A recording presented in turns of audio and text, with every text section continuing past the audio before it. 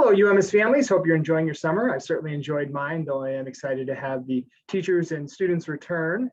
It gets a little lonely here in the summer. I think what I'm most looking forward to is the return to 5 full days of in-person learning. And that should be the case all year, unless a certain cohort of students has cases and has to learn remotely. We should be able to maintain that all year. So I'm very excited about that. The other safety precautions I just want to highlight in this video, for those of you who were with us last year, I'm just going to highlight some of the changes, some of the things we're going to continue to do. If you're new to the school, if you're a new kindergarten family or moved into first or second grade, there's an attachment to this presentation called Family Handbook Pandemic Supplement, and it outlines all the safety precautions we use here and we'll be using this coming school year. But for those who were with us last year, let me just kind of highlight the things that are going to be in place and some changes. So one of the things is masks. So masks are going to continue to be required to be worn for all students and staff while on the bus or inside, but they no longer have to be worn outside. So there's a little bit of relief there in regard to facial coverings.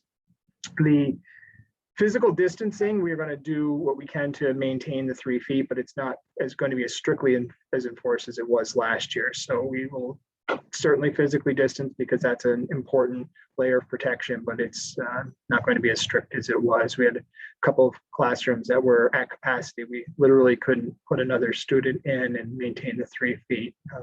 That's an example of how it was pretty strict last year. And the other big one is cohort grouping, and that's going to stay the same. So a student is essentially going to come to school, be with the same group of students all day. They will have lunch and breakfast in their rooms, and they won't go outside, and they'll go outside for recess, but they won't be able to play or mingle with other students. So those are the biggies. Again, if you want to see all the things you're doing with hand hygiene and things like that, take a look at that supplement to the handbook. Arrival and dismissal are going to stay the same as they were last year. There's an attachment that describes that if you're new to the school, but for those who were with us last year, it's essentially the same. So in the morning, you'll arrive, the adult will stay in the car, the student will exit the vehicle and come right into the school and go to their class. Same with the buses, they'll disembark from the buses and go directly to classrooms. And the one change there is the whole procedure is going to start at 8:15. So students won't be allowed to drop off before 8:15. So if you come early, which is fine, if you need to get first in line because you need to get off, that's fine, but we won't start unloading students until 8:15 for private vehicles and 8:20 for the bus. Dismissal is going to work the same as last year. We're going to take advantages of many exterior doors as we can to spread students out to work on that physical distancing. So obviously your student will have a new teacher because they're in a new grade, and there's the handout tells you which door you can expect the student to come out of at the end of the day. If you pick them up, if they ride the bus, they'll go straight to the bus and go home. And if they have ACE, then of course they just walk down to the cafeteria. One of the things we really missed last year was visitors and volunteers, and unfortunately those are still not allowed. So we traditionally do open houses and orientations to get students acclimated prior to the first day of school. We really miss doing those, so we're going to do alternative to that. We're calling it a meet and greet. So it is open to all families, grown-ups and their child.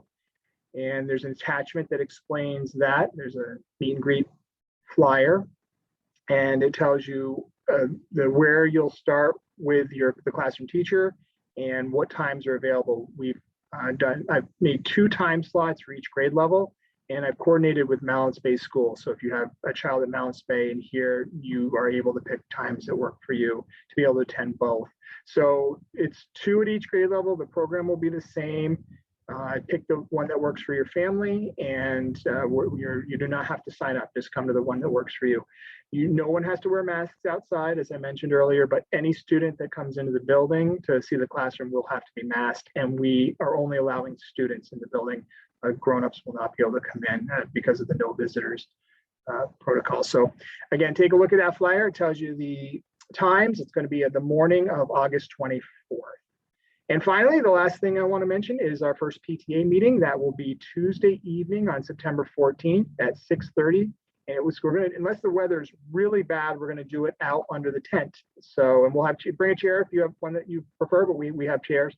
All Grown-ups are welcome to attend that. And even if you can't be a regular attendee at those monthly meetings, coming to that first one is great. You get an opportunity to meet some other families, and you will see some of the ways you can volunteer and help out, even if you can't be a regular attendee at meetings. So enjoy your last few days of summer. I'm going to do the best to do that myself, and have a fantastic rest of your day.